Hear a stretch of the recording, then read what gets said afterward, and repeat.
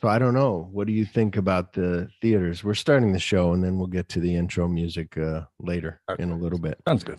Um, so Chip just told me AMC put out there was an article that said that they're going to be charging too much, Mhm. charging more money for the weekends. And my thing is, like, when Spider-Man came out, I checked the theater seating and it was full. And you're Yeah. like, oh, maybe this will bring movies back to the theater. Yeah. But then still you have stuff like Nightmare Alley that came out, and granted, it was for a select people, and it's a really good movie, but it's still at the theater when it's at HBO already and on Hulu or whatever. Same thing with The Kingsman. Like that's there, but that came quick. So it's like, and these are good movies, but you understand where people don't want to leave their house. And even me and the wife have become that way where we're like, let's just wait. Yep. So, Well, and here's the thing. Instead of charging more on the mhm, weekends, right. stop having the matinee prices then. If you want to make more money, just keep it the same price throughout the whole freaking day. Yeah. People will pay it if they're wanting to get there early before everybody else and not deal with people later in the evening, Yeah. whatever. Do it that way. Don't charge, what they say, $1.50 more anyway for Yeah. everybody on the weekend, no matter what time it is. Just make it Yeah. a regular price Well, across the and board. then you got the different prices for IMAX, and you got the different Mm-hmm. prices for Dolby, and you got, and it's interesting because part of me is like, I think we talked about this last year or the year before. Part of me is like, this is good because big movies aren't going to come out anymore. There's no money in putting out Avengers Endgame. I mean, there's money in that, of course, Yeah.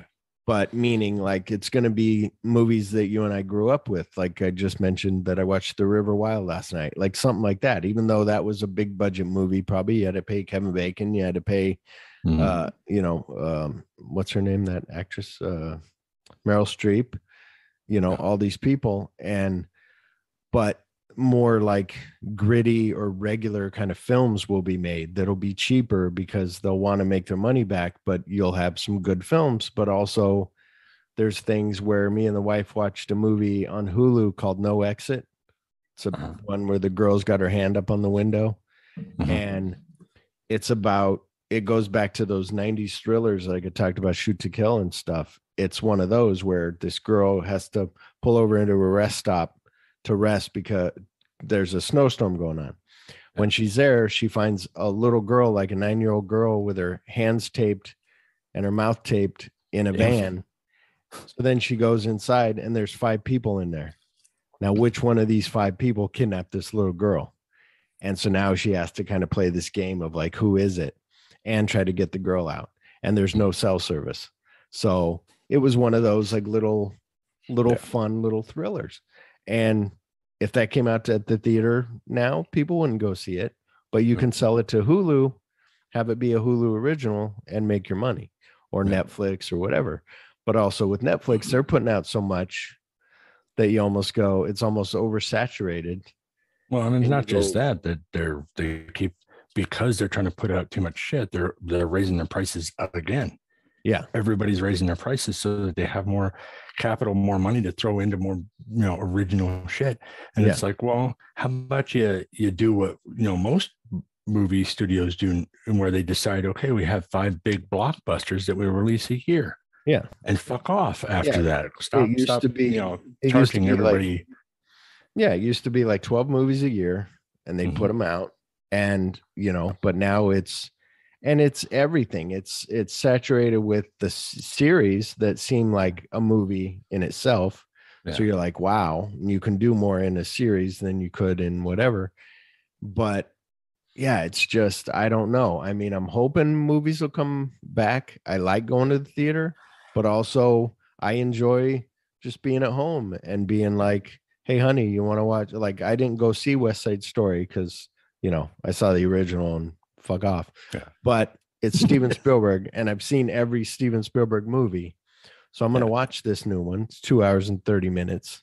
And it's Mhm. like, oh, so last night I was like, do I want to? Nope, not in the mood right now. Mhm. So, but yeah, Well, you know. Here's my thing on it now. I realize now, because of the whole thing that happened with Black Widow and her suing Right. because of the money, blah blah. Now all they have to do is just see the streaming, especially with now Disney's talking about how many, people they have subscribers now. It was astronomical amounts of money that they're getting monthly. Yeah. Then I'm sitting here thinking, you have this back end from a streaming service that is guaranteed money. Yeah. So instead of telling these people, okay, we're going to have you do this movie, but you're going to get a certain profit from ticket sales. No, you basically say, it's going to streaming. You're getting this profit. Boom. We know how much we can give you. Boom. Like 50 million. Here you go. Shut the hell up. We can do with it whatever we want. That way they can have those moments where they pay, what did they say, that their biggest budget, the biggest amount that they had to pay in a chunk for any of the Avengers stuff was Robert Downey Jr. He was the big payoff. He was the person they had to pay a shit ton to. Everybody else kind of had piddly money, but he had all that, because he was the beginning. Once he left, they were like, we can do whatever we want now. It's like, well, and it's the same thing with there were two things. One is like, you're paying somebody like Michael Bay to do a movie like Six Underground, and you're just like, we'll throw you money. Give us a little cool little fun action movie. Here you go. Boom. Okay, here's your money. Like, done and done. But then like Red Notice and Six Underground aren't great films. They're fun to watch, but I watched Red Notice once. Maybe I'd watch Six Underground again, but still they're just empty, Something that Kevin Smith said that Adam Goldberg told him from the Goldbergs. He was like, because they're on like their 8C whatever, and you stopped watching way back when. Oh yeah. My thing now is like they'll still, every episode is a theme to something in the 80s, and I'm like, but you're already past the 80s. You should be into the 90s now. Like, this kid is older, and it's not as funny. There's little moments that are, tear jerking moments that make me go, oh, how sweet. It's not that funny, And so he was saying how much the Nielsen says that they're getting, but he goes, he wasn't bragging, but he was like, we're like the top show on ABC or whatever, or one of the top show. And he's like, but network is dead. Like, this is network television. And same thing I was thinking about the internet and everything. Like, we canceled Cox because we have T-Mobile. We got the T-Mobile internet thing. And Danielle's friend Amanda, she's getting a Verizon one to run the home internet. So we waited to make sure it worked. It works fine, knock on wood. So we canceled Cox. Cox Cable, just like in a way the movie theaters, but Cox Cable is going to start going down when people start cutting the cords, going to all the streaming service, even though some people are paying more than, cable. Some people are, like, oh, hey, use my Vudu, use my whatever. Not that Vudu's a thing, but you know what I mean. Disney or whatever. Yeah. Well, the thing is though, with Cox, and because my wife used to work for Dish Network and stuff, they're basically all, all the networks have them by the balls. Yeah. They basically are the ones that basically are saying, okay, we'll renegotiate because we want more money. Yeah. And so all the cable channels and all the networks and stuff just have them to where they basically have to negotiate. And if they don't negotiate, then all of a sudden they start broadcasting, oh, well, your company, is basically going to let the contract fail. All that stuff. And that's just because they want more money. It's not that they need more money. It's not that, that all their costs are starting to go up, so they need more money. They're just greedy fucks. Yeah. And it's starting to get to that point where it's like, but if everybody starts cutting the cord, they're going to have nowhere to go.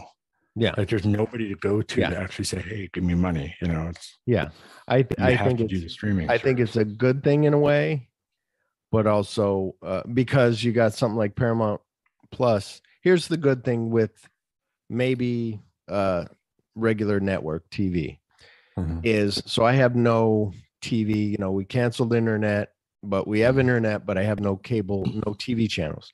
My rabbit ears, they don't work. I'm kind of in a valley, so I don't get that. So when I want to watch stuff on Ukraine, I have to either bring up BBC Radio to listen to that, or I can watch something like Paramount Plus has news, but sometimes you're watching Ukraine, then you're watching some sweet story, and you're like, get back to the Ukraine stuff.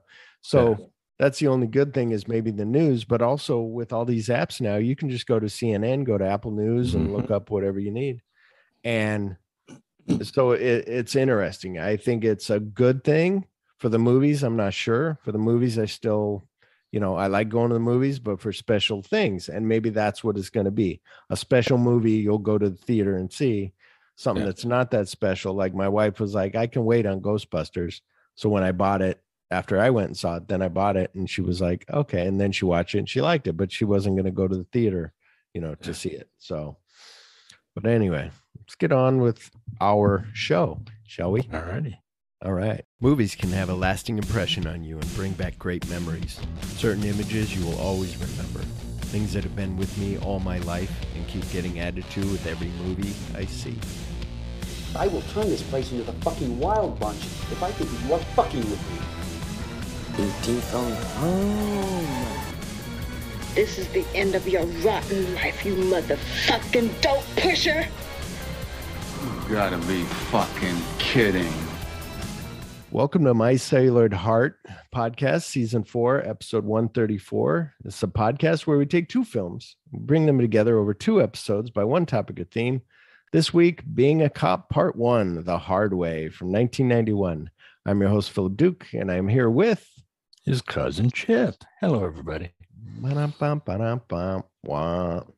So some house cleaning, home house cleaning, whatever you say it, some shit that we got to get off the top of the show is that we need to do is Tim Martin, our writer, director, and producer over there at Lighting Up the Marquee, has submitted Sushi, their short film, to 20 film festivals, and they're waiting on a response. So this thing started out as a writing exercise in one of Alex's classes. Remember, I got her name wrong. I was like, it's a girl, Alex with 2 X's. Started in her class in like 2016, 2017. And it remained in her catalog, kind of like you and I have our ideas that we're working on and we just keep them in our book somewhere. So she had this just floating around until they pursued it like last year and made the thing. Like her and him like rewrote it or maybe she just wrote it, but it was really cool. And also Arsenio, their friend, he finished his script for his short film. It's called Whispers. And here is what it's about. On a quiet night in the suburbs, a woman must escape a lurking danger hiding amongst the shadows. So they have an Indiegogo account, which if you look up Whispers, and there's a picture of like a night sky. And anyway, it's very cool. And they have a flexible goal of $4,500. And as of the last time I checked, a couple of days ago, they're at $1,025. Sweet. So it's very cool. And last day, they kind of learned from last time, they made their money pretty quick, like $7,000. They made it. And then they were able to figure out how much a hotel, how much to pay the actors. Also, Mice and Men by Nadia Geiger from the Sushi original motion picture soundtrack is available wherever you get your music. And it's a great song. I have it on regular rotation on my Apple Music. So it's one of those kind of like a swing type of feel to it. Like it's just an uppy song, like a peppy song. I like it. And yet another thing, Tim and Alex are making the final passes on their feature-length script, and they are chomping at the bit to get out there and make it. So, and somebody with 2 thumbs pointing at him right now, that's me, might be able to read that script. So I'm excited, but maybe I shouldn't have said anything. So maybe I don't know. I don't know if I get it. They said they might when they're done. So who knows? You just screwed yourself. That's right. That's right. Well, there could always be a blunt. There'd be a big horn honk right there. And finally, I said earlier, they submitted to 20 things. Sushi was selected as a semifinalist at the Oniros Film Awards, ONIROS Film Awards in New York. They will find out if they are finalists this Friday, which is when this episode drops. So we will keep you posted next week. Tim thanked you and I for the support of Sushi that we've been talking about. And he said, thank you very much. I said, no problem. So we'll keep you updated. And then soon after all the festivals, then they're able to release it and show people. So that's awesome. Yeah. So congrats to you. Golf clap, as men at work would say. So here's the question. Okay. Since they're doing all of this, is there an umbrella like name that they go like? Is it like a production name kind of? Oh, like, shit. Is there? Shit. You caught me on. I bet there is, because that's what I had told him was, like I told you, like you and I had a long time ago. I said, and we've talked about it on other episodes, but if you're new to the show, here we go. I wanted to start like a film producing company where I would be like, Chip, do you have an idea for a movie? And you'd be like, yeah, let's do a fucking, superhero, real life, whatever. And we'd go make it. Yeah. I'd be like, here's the equipment. I have lights, I have cameras, I have everything. Let's go. And you'd write it and we'd go make it. Or I would have an idea, or Sergio or Sean or whoever, and we go make it. And I was like, that'd be cool. And I was going to call it Common Goal Pictures or Productions, because we all have a common goal to make something. Yes. So I was like, cool. So I'm sure they do. I can't think of what it was, but I also sent you those pictures, right? The like behind the scenes stuff. So it's pretty cool. I looked at that. That's like a fun time. I was like, is that Alex in the yellow shirt? And he was like, yeah, that's her. I was like, okay. So that's cool. We have no corrections from last week's show. Holy crap. Like we need to have like a like a wah, like one of those. I saw Peter McKinnon on YouTube has a button. It's almost like those Best Buy buttons that you could carry around. It's a button that does that horn like wah, wah, wah, and he'll like tap on that when he's a photographer. If your wife should check him out, he's really cool. He does photo, video stuff. His photos are really good. So now, are you ready to get into the show? You got something to say before we get into it? No, I'm ready to go. This movie is a fun movie, so. All right. So let's get on with the show. Nick Lang, Hollywood's most spoiled actor. Hi, Nicky. Wanted to learn how to play a real-life cop. Stop! Nicky, baby! Now he's hitting the streets, learning the ropes. Freeze! Taking a shot. What am I doing? And getting up to speed. Michael J. Fox, James Woods. What? Don't you take that tone with me. The Hard Way, rated R. Starts Friday, March 8th at theaters everywhere. The Hard Way, 1991. The plot: an action movie star researching a role is allowed to tag along with a hard-boiled New York City policeman who finds him superficial and irritating. So, and there's more to it than that, but that's a synopsis that I wrote down. Stars Michael J. Fox as Nick Lang, James Woods as John Moss. So James Woods said in a Den of Geeks interview, he said, I love John and we got along great. And Michael Fox, he said, what do you think of Jimmy Woods? So I had these two guys sort of liking me as a comedy actor. We just had a ball doing it. It was so fucking much fun. I was working with people I really liked, and Michael Fox is just the greatest guy. It's funny. And awesome. Stephen Lang is Party Crasher. I don't know if you know him. You might remember a movie called Band of the Hand. He was the guy that was a teacher that was like in charge of taking them to get, basically what Band of the Hand was like these kids that were like bad kids in school or whatever doing criminal activity. Then he called them in. He had them go with him to like an island or out to the woods, and then they learned different things. And then I think he ends up being killed, and then they take revenge and all that. No, I think my main ones that I remember him from is Avatar and Tombstone. Yes, Avatar. I forgot he was in Tombstone. Who is he in Tombstone? One of the Clantons. Yeah. Wait. One of the bad guys. Yeah, I think he was one of the bad guys. Like one of the. Yeah, because he still kind of acted the same way he does in this movie, kind of kooky, kind of like off the edge kind of a situation where he'll just fly off the handle at any moment. Yeah. Calm the globe. And he's in, if you've seen, like we talked about Michael Mann had him in Manhunter. He was like a journalist in Manhunter. Oh, okay. And he was in the Public Enemy. He played one of the cops that shot John Dillinger when he came out of the thing. Spoiler alert, everybody. John Dillinger died. Wait a minute. Annabelle Sciorra is Susan. Louis Guzman as Pooley. LL Cool J as Billy. Delroy Lindo as Captain Bricks, and Christina Ricci as Bonnie.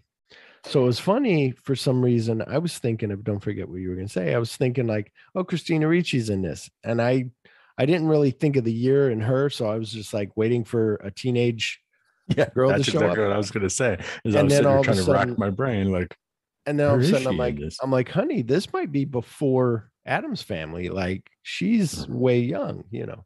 Yep. Because wasn't she in Mermaids with wasn't she Yes. the third girl? Yeah. I still haven't seen Mermaids. Someday I'll get to it.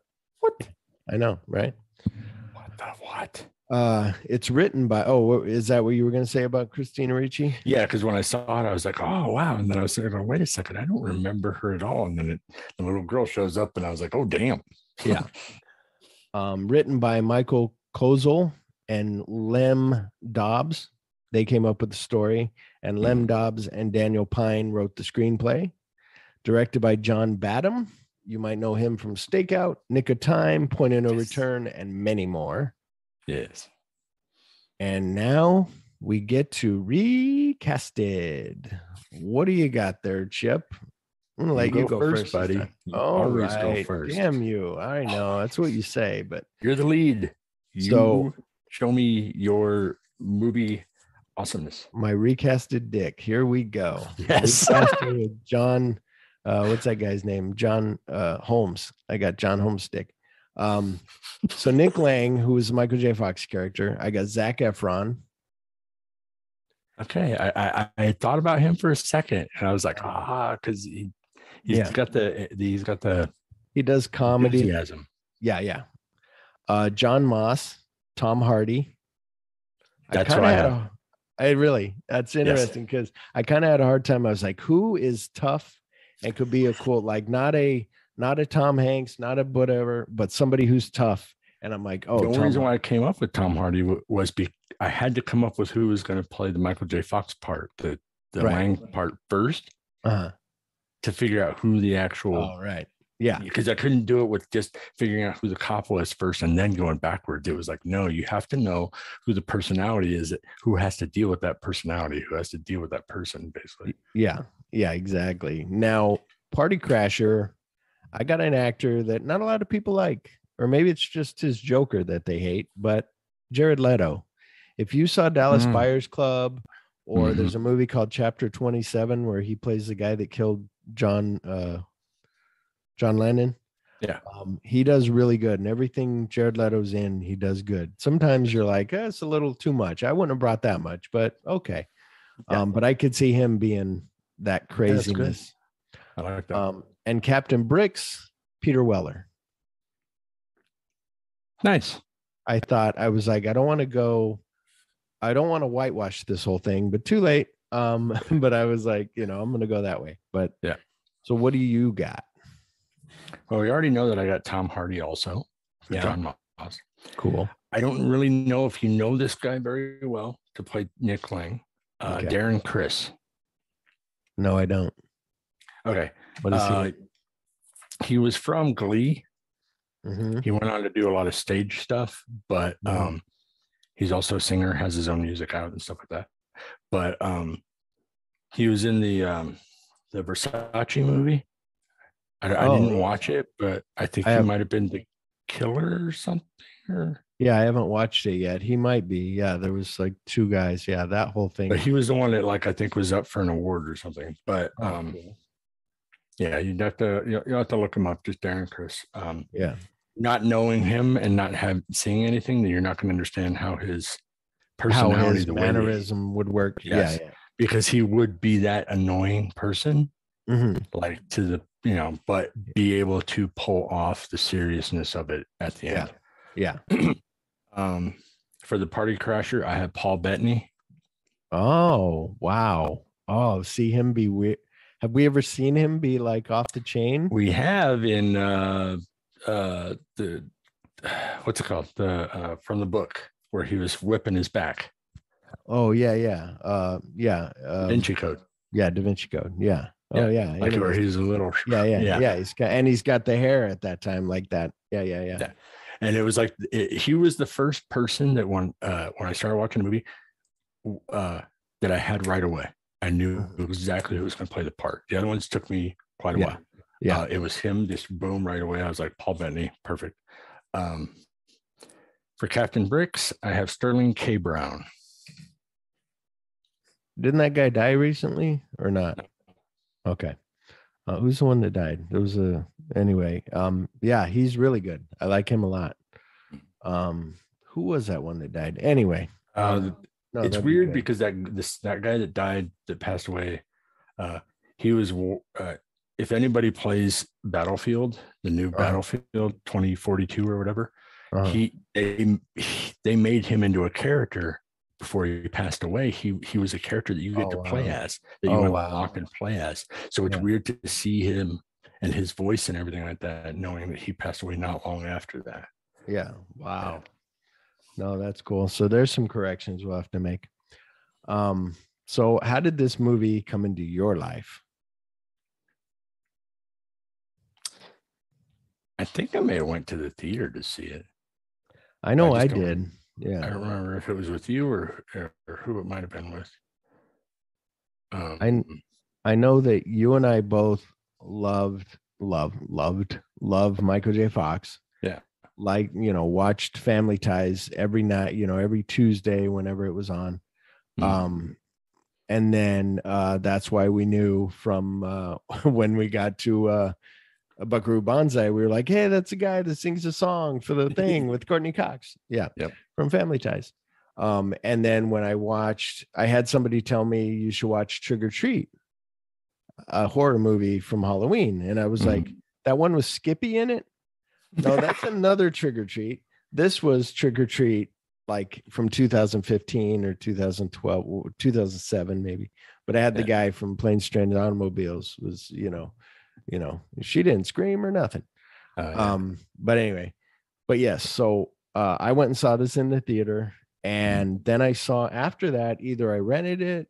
I don't think I went to the theater and saw it twice, but it was funny because renting this movie, I said, honey, I'm going to rent The Hard Way. Do you want to watch it? She's like, what's it about? And I played her the trailer and she goes, didn't we just watch this?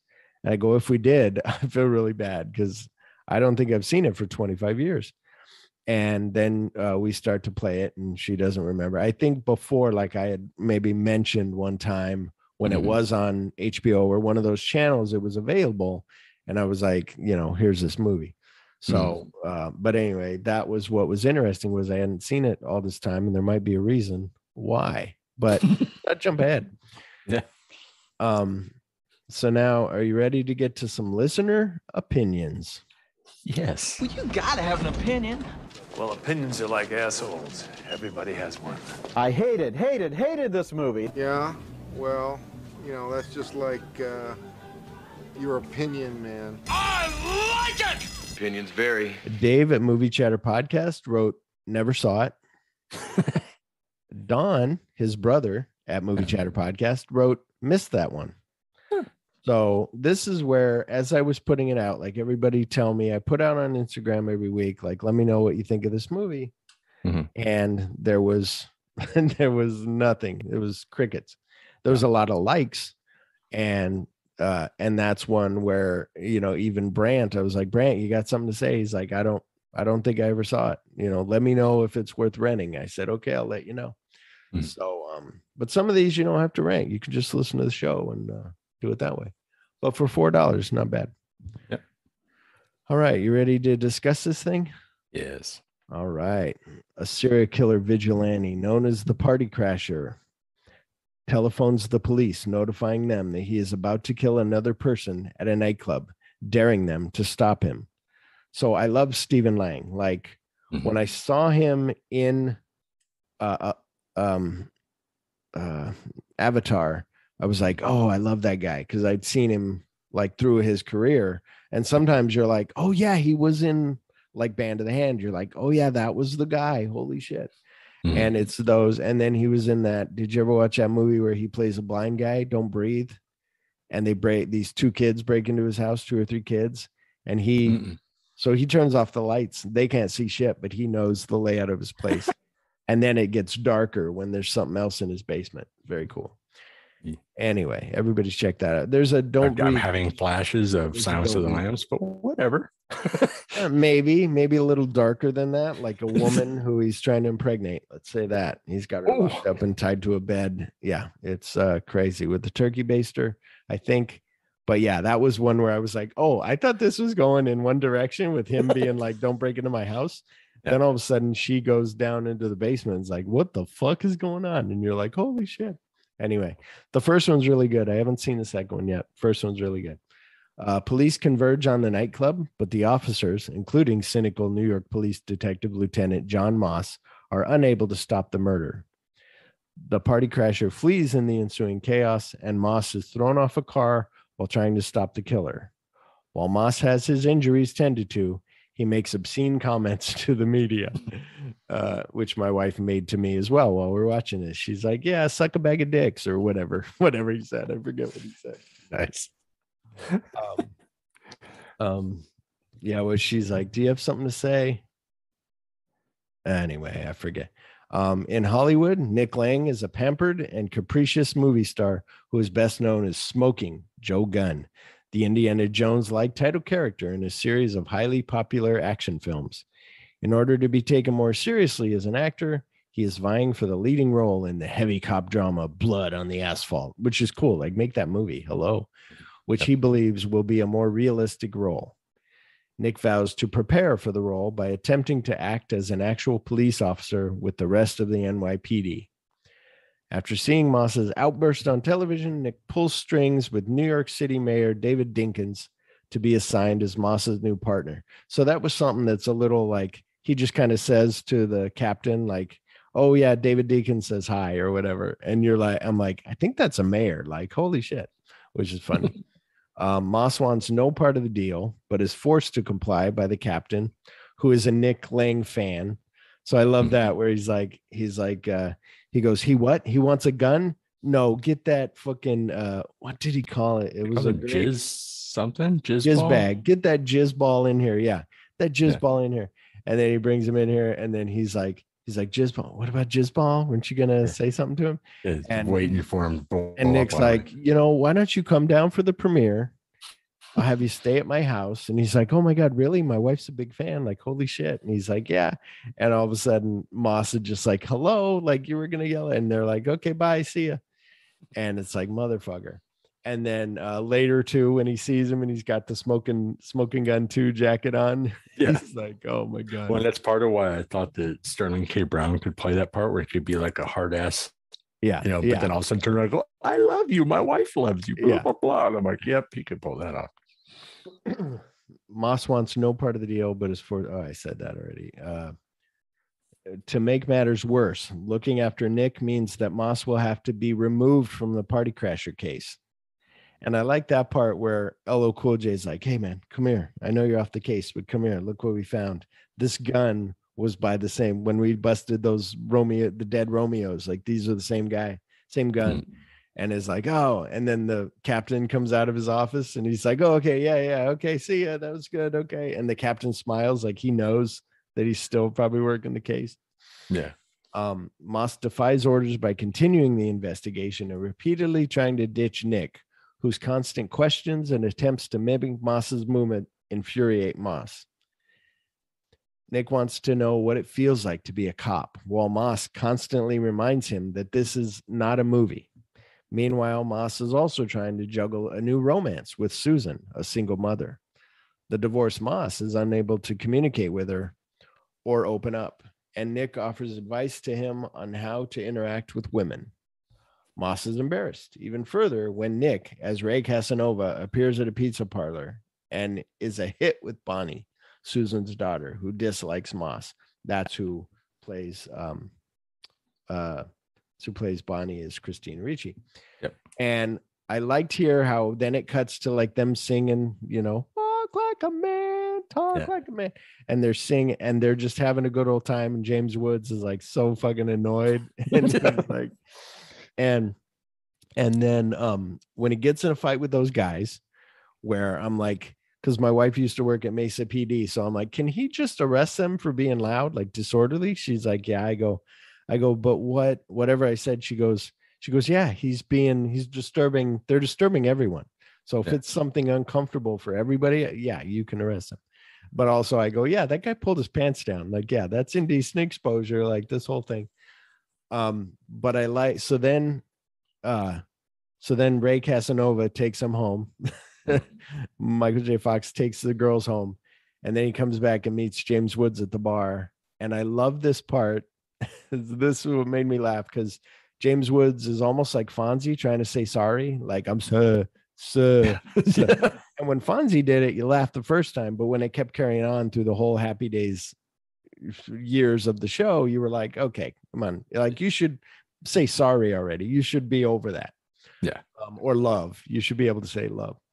And I love that where he's like, treat me as Susan. Hello, I'm Susan. And he's like, look here, Sue. And he just can't. And I was just like, laughing, like, that's really good. Like, I love it. Moss takes Nick to a dark building to catch a perp. So now he's so pissed. For one, this walkthrough skips the part where she calls Nick and says like, hey, I want to talk to you. She's like, he doesn't open up. Like, what the fuck? And he's like, no, he really loves you, you know. And Nick even has that advice of like, you know, you should get with the daughter, like focus on the daughter and the woman. And he's like, I'm not going to take your advice. Who are you? And he's like, Wayne Partner's waiting for it. Is that this movie? Oh no, sorry, better movie. And another Badham movie? No, sorry, no, it's that other guy, Walter Hill. That's it. Yeah, I get those mixed up every time. Well, there's the guy that directed Martin Brest, who directed the other one after 48 Hours. What's that movie called, Chip? Where the two people died in it from it after we did the show. Midnight Run. Thank you. Anyway, so now he's pissed. Nick's like, there's not a thing, like, you know, it's already, and there's that funny thing on the subway when she's like, Nick, this guy's a cop, it's okay. And Nick's like, no, what are you doing? And then when it was funny too, when he's got the rubber gun that he put on his ankle. When he pulls it out, I was like, is that going to squeak? Because it'd be funny if it squeaked when he pulled the trigger. I go, do I remember it squeaking, or is that another movie? And then when he pulls it out and he looks at it and he pulls the trigger and it goes, and you're like, oh, it's hilarious. So then Moss has to show up and, you know, take care of those bad guys. Another man saving a woman. What the fuck? Moss takes Nick to a dark building. So now he's like, okay, we're going to be on the case. So the way they work it out is, okay, here, the party crasher is going to be here. He's going to buy this gun. So you need to go and be there at the thing. So he tells Nick, we're going to go get the party crasher. So he goes into the building, he's yelling, and then he sees a shadow coming at him. And Nick goes to go upstairs. And all of a sudden he shoots at the guy coming out the door. And then James Woods like, you shot him. What the hell? He was just an innocent guy trying to get out of the room. Well, you didn't say that. He's like, no, oh my God. Like, I'll take the heat for it. And he's like, oh my God. Okay. And Ketchup ordering him to stay put and giving him a real gun in case of an emergency. Nick, however, enters the building and shoots a man who he believes is a criminal chasing Moss. The man is revealed to be a bystander, leaving Nick terrified. Moss agrees to cover up the act and urges Nick to leave town immediately.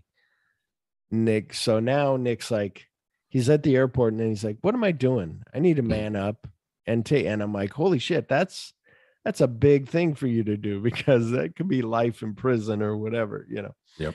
And you're going to get your partner in trouble. Nick returns from the airport to the police station to confess, only to see that the dead man is actually a cop. Moss choreographed a stunt to get Nick out of town, stating that Nick's panic, self-doubt, guilt, and anger are all part of being a real cop. So yeah, he's like, you want to know what it was like to kill a person? This is what it is. What it was like to shoot a gun. There you go. Like, and in a way you're like, yeah, but in a way you're like, that was fucking dickish move. Like, come on.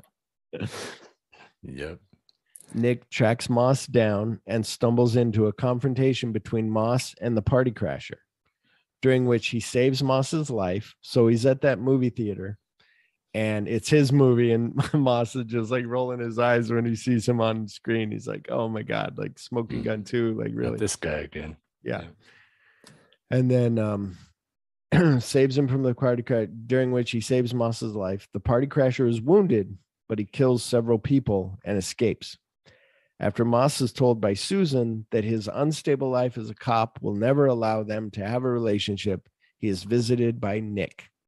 So this part is kind of cool because it's the thing that people say about this movie is it's fun because they're making fun of themselves. They're making fun of the genre. They're making fun of themselves. They're also making fun of movies, you know, when he's like, it's not real life. It's not a movie. And Nick predicts that the party crasher will follow storytelling protocol and seek out Moss's loved ones in the third act of their story together. and he's like, this is not a movie. Like, get the fuck, like, what are you doing? Like, leave already. And then Nick which I thought about that. It wouldn't have gotten to that point if he hadn't have told him to go to the camera and basically berate the guy. Because the guy saw himself as a vigilante equals to him. But then when he got on there and did that and said that he was a man who doesn't, if he is even a man, because he probably doesn't have the equipment, saying shit like that to piss him off. I think that escalated him to the point where part of that is why he's there to go get his woman, is because he just has been egging him on. So yeah, exactly. And then there's a part where he's like, didn't you see her leave walk through the lobby from the elevator? He's like, nope. He's like, what? And then all of a sudden they get that call. And Nick is right. And Susan is abducted. Moss and Nick confront the party crasher on a billboard advertising Nick's latest movie, Smoking Gun 2, and a brawl ensues. Susan is saved after Nick intervenes. And that part is still, even though it's 90s, it's a little... But they foreshadow everything in the beginning. Like James Woods gets knocked off by the cigarette. And then later it's outside of his apartment. He's like, motherfucker. And then the end fight is up on the thing. So part of me was like, is that a thing when you're writing? You're like, we got to have a big fight, like a big end boss fight, like somewhere great, like, can't you just have like an end boss fight, like somewhere, like John Wick was just in the rain on a loading dock. Like, come on. Well, and I'm sitting here picturing the writers going, oh, that's going to be fucking badass that you have Michael J. Fox hanging from his own eyelid. Thinking that, visually thinking that this is going to be so amazing. And then they build it and you're like, it's all right. Yeah. Well, and it is a cool billboard, but also I like how Nick even says, I hate these fucking billboards. Like he doesn't like it. Susan is saved after Nick intervenes. It is shot in the chest. So she's hanging on that cigarette and it's breaking, and you're like, hurry up and get to her. So you are a little bit like, I was like, hurry up and get to her, because I forget. I know that if it's kind of like Brandt said about the Asphalt Jungle, like part of you goes, well, I know the good guys are going to win, but also there's still the peril there. And you're still like, is he going to save her a little bit? Is she going to get hurt? Something. Well, my only thing watching that was when he got the rope and he threw it down to go save her. Why he didn't go a little further down and throw the rope to where it was directly coming down from where she was at, because he more threw it down over here. And I'm like, but you have to go from here to here. All you have to do is go down the hat a little bit, drop it here. And that's when you came up with, the writer must have said, I want him hanging on the eyelid. But also it would be too just normal. Like, it's like, we spent a lot of money on this billboard. Like, let's use it. So then he's like, I'm going to swing to the eye. I'm going to lower down on the nose. I'm going to drop into the hand. And, so then he saves her, and then he gets back up there. John Moss jumps off the top of the hat, and then they both fall through the thing. So that was kind of cool, where they're struggling. And something else that was kind of cool, because in my head, I was like, he's got an extra gun and he's going to shoot through the hat while Stephen Lang is standing there. He's going to shoot him while he's stuck in there. But instead you hear a gunshot and he falls, and there's Nick behind him with a gun. And then he turns and shoots Nick. And then they throw him. Then James Woods throws him off the fucking hat and he dies. Yes. Moss throws the party crash off the roof. to his death. Moss tries to comfort Nick and gives an impressive speech about being a cop. Several months later, Nick has recovered and filmed The Good, the Badge, and the Ugly. Moss, now married with Susan, attends the movie's premiere with the rest of the department and is annoyed to discover that Nick's best lines in the film originally came from him. He's like, that I said that to him, and they're like, shut up, we're trying to watch a movie. And what was cool, and then that's the end, and what was cool was then the credits are in the screen that you're watching the movie on, that they're like, it was cool. Yep. It's like directed by John Badham, and you're like, awesome. So The Hard Way was, so this is something else James Wood said in this Den of Geeks interview. The Hard Way was released on the weekend of the ground invasion of Kuwait by Iraq. And you can't release a fucking comedy the weekend a war starts. Believe me. So The Hard Way didn't do that well. And only because it was horrible timing. That's all. So he still likes this movie. He loves it. You know, it's a comedy. The reviews, Rotten Tomatoes, critical consensus reads, The Hard Way's overly familiar formula is enlivened by a witty script and the excellent comedic chemistry between Michael J. Fox and James Woods. So I give this movie 3.5 celluloid hearts. What do you give it? 3.5. It was very, that's the problem with was that it was very predictable, but they made it fun. Like, even though everything was predictable, they made it fun, and you just knew how they were going to be. And it's almost like one of those movies that could very easily be somebody's, favorite. Yeah. Like their movie that they could just go to, pop it on, and just have it run at any time. Kind of a thing in the background. Like, it's one of those, it's I don't know. There's always something about Michael J. Fox when it comes down to it. Yeah. Like, he's got that intensity as far as, his comedy, but also he can, be serious and stuff. But when it comes down to it, it's hard to not like him. Yeah. So. Yeah, that was something where they talked about how this was a 3-picture deal, and this is when Greed and that other movie came out that he did, Life with Mikey, or one of those one of those two. But that also he tried Bright Lights, Big City doing a serious role, and that didn't do well. Yeah. So he tried to do these. And so there was Bright Lights, Big City, and what was the other one with the singer Joan Jett? Oh yeah, what was that? Oh my God, Light of Day or something like that. Light of Day. Holy shit. Yeah, I love Joan Jett. She's fucking rocker to the core. Like, she's still out there punk rocking at 60 years old. It was that was a good movie. I forget what exactly it was about, but I remember her in it and him. But I think it was basically her being like a single mom and him trying to help her or something. It's also drugs involved and stuff like that, I think. So it's also watching Michael J. Fox now in older stuff. And after I heard an interview with him on Mark Maron on the WGF podcast, and he was talking to Mark about how with Parkinson's, it's like he can't just tell his body, like, let's go to the door. Yeah. Let's go into the kitchen and make something, because every step is dangerous. He goes, I fell in the kitchen and broke my arm because my legs, in my head, I'm going, move that way. My legs are like, nope. And he goes, and then I end up falling. So you're watching him run around and jump. And I'm like, oh man, like, now he can't run and jump like he used to. Yeah. But that happens with people, with actors being old. That's the thing about the movies. They always stay at that age. And like, I was watching Fistful of Dynamite, or it's called Duck You Sucker by Sergio Leone. And I'm like, oh, James Coburn's dead now. And so is, this guy. And so is that guy. And I'm like, oh my gosh. But for the wrap up here, I started to write it and then Chip got on. So I don't know if I finished it, but I'll kind of loosely talk. We picked these films because we liked them when they came out. So the other movie we're doing next week is Cuffs. I remember seeing this in the theater and again at home. And I also remember really liking it. this time around, I realized that there is a reason why I haven't seen this movie in maybe 25 years. It's okay, but not great. I enjoyed Woods and Fox together. James Woods should definitely be in more comedies. Is this movie worth a $4 rental? Sure. Is it a bit dated? Maybe. Was it a fun watch? Yes.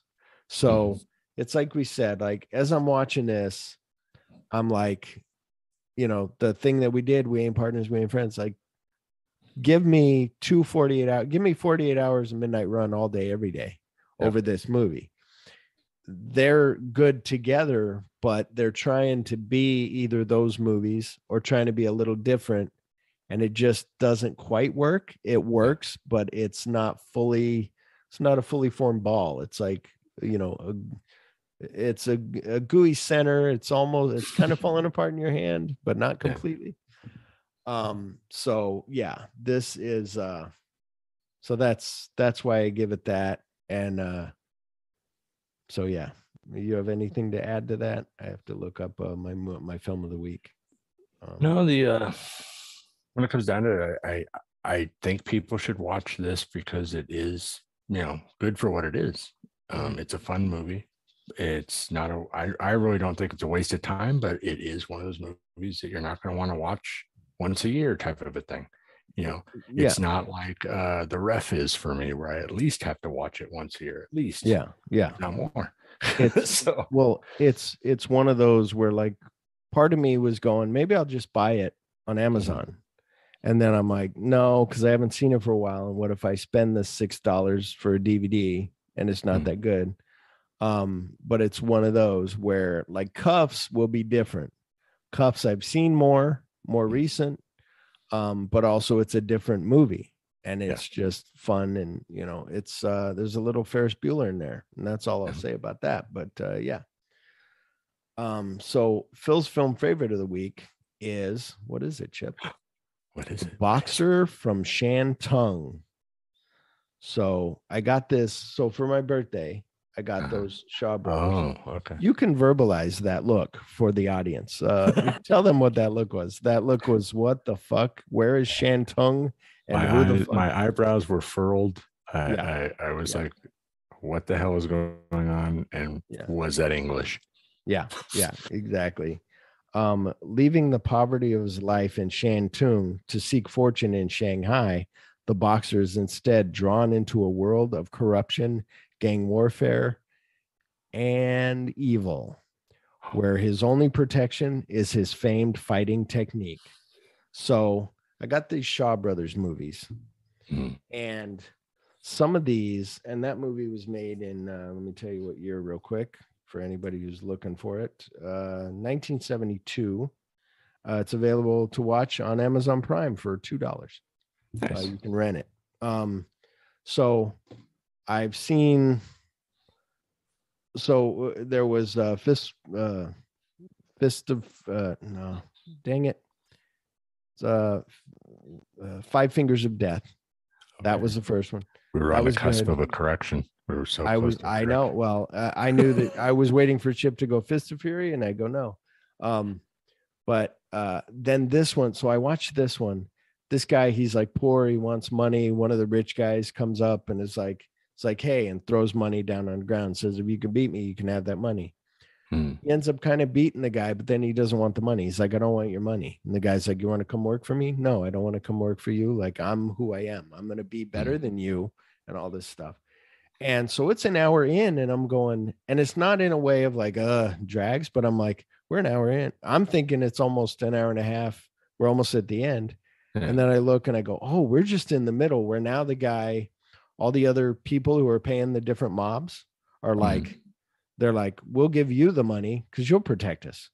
So he gets his little group of like homeless people they're all hanging out, and he's like, here's some money, and he's doing good. So at the end, there's this fucking fight in this like restaurant bad guy's place. And this fight, like, is, you know, the House of Greenlee. What's the one from Kill Bill? The house, you know, when she fights the 88, you know, he's like, was there 88 of them? No, she just calls them that. I don't know why. So when they're doing that fight, Like this put that over the top. He's got, in the beginning of the fight, this guy takes a hatchet and hits him in the stomach. So now he's got the hatchet stuck in his stomach and he's fighting. Now I'm going, this is 72 movie. The hatchet's probably going to wobble around and look stupid. Yes. No, it fucking stayed there. He's doing flips over tables and like fighting everybody. And he ends up like keep getting bloodier and bloodier and bloodier. And it's like, holy shit, like fighting up the stairs, throwing people off the thing. I was just like, holy shit. I wrote Joe Merle, was like, oh my God, I just saw Boxer from Shane Tung. Holy shit. He was like, yeah, right. So right now, honestly, I'm imagining Mr. Orange after getting a gut shot, just beating the shit out of people. Yeah. Blood going everywhere. And then being like tired and being like, and more guys coming and being like, and his guys are outside fighting the other guy, like the ones that came out. And so he's just like fighting everybody and everything's being destroyed. And, so awesome. Maybe I'll try to share that on Facebook or something if I can find a video of just that end fight. It's really cool. But we'll be back on, is this right? Did I word this? It says March 11th. Yeah, I guess that's right. Okay, sorry. Okay. I was like, wait a minute, but I forget that we record 2 days before I drop the episode. We'll be back on March 11th for... I never really saw myself as a cop. The people of San Francisco were looking for a hero. Go under arrest, lay down on the ground or something. George Cuffs. Ah, we're gonna die! Wasn't it? Got women to do, places to see. First time you screw up, you're out of business. There's the cheese car! Christian Slater. Taxi. Cuffs. Rated PG-13. Starts Friday, January 10th at theaters everywhere. That's right. From 1993, it's Cuffs. And during work this weekend, all I had in my head was Future So Great. I gotta wear shades. Like I was just singing that song. And then finally I played it and I still every once in a while I'd just be like, mom, with the harmonica. Some people don't like that song. I like that song. And you know what movie reminds me when you talk about that song, the movie that first pops into my mind though is Summer School. Do they play that song in Summer School or it just, do they? Yeah. What part? Because it's like the beginning when the teacher shows up because he has shades on. The lottery. I see. Right. Interesting. NCIS dude. No, that's that guy. So yeah, this was fun. Chip and I one day were like, I said, what would go with Cuffs? And Chip said, the hard way. And I said, oh, that's good. They're both trying to become cops or being cops. Like, and then we did it. And then sometimes we watch these movies and we go, oh, like Chip had an idea once. He said, we should have a thing where we say ripcord and we pull the ripcord and we say, we're sorry, everybody, that episode's not coming out because we're not going to discuss the pest. We're going to discuss blah, blah, blah. And then we talk about something else. And so part of me was like, should we pull the ripcord? Like, is this good enough movie? And I'm like, you know what? It's fine. It goes with Cuffs. And, we learn from our mistakes. If that's a mistake, I don't know. But yeah, I mean, we could have done the ripcord, I guess, and possibly just did it with a Christian Slater thing and put Pump Up the Volume instead with it. Yeah. But we're going for a cops thing. And so it works. Well, which everybody listening right now, if you want us to do an episode with Pump Up the Volume because you love that fucking movie too, let us know. Volume, pump up the volume, pump up the volume, dance. I like the part where he's like, welcome to Winter Snow, so may I take your order? Yeah, I'd like, yeah. Yes. Yeah. No, that was rise up and stab them with your plastic forks. And it's on HBO Max. But yes, you have anything else to say before we wrap this show up? Like a press? I just want to warn people: if you're going to watch Cuffs before we do this episode, you're going to end up talking like Jack Nicholson. It's a thing. Yeah, and that's because Christian Slater is like a newer version of Jack Nicholson. His acting, his speaking, he speaks in these this way that he talks, like William Shatner has that, staccato, whatever. But yes, but it's good. Cuffs is a great film. That's one that I would buy, but I think I'm just going to rent, but we'll see. Okay. But that one definitely I've seen within, like, I think I saw it last year or something because it was available on one of the streaming services. But I'm telling everybody now, Uh-oh. go watch Cuffs, Yes. leave a comment, because only 2 comments made Phil sad. We That's don't right. want sad Phil. That's right. But it's all right, guys. I understand people are like, the hard way, I got to rent it. Fuck that. Same thing with Cuffs. They'll probably be like when I saw Cuffs, just to get you prepped for this thing, when I saw Cuffs, I won tickets to go see a movie called Cuffs. And I was like, what is this movie? I have no idea what it is. Took my friends to go see it. We're sitting in it. It's like an early screening. We watch it. I took her and her boyfriend because she liked Christian Slater. We're going to watch it. Untamed Heart was great. But so we go to watch that, and all of a sudden, I'm like, what is this movie? He's talking to the camera. There's a scene where a guy's cussing, and you're like, why is it blurped out? Is that hello? Am I watching the right thing? Did they bleep this because they didn't go over the MPAA? No, they cuss normally, but at that time, that was funny to do this thing. And it was mind boggling.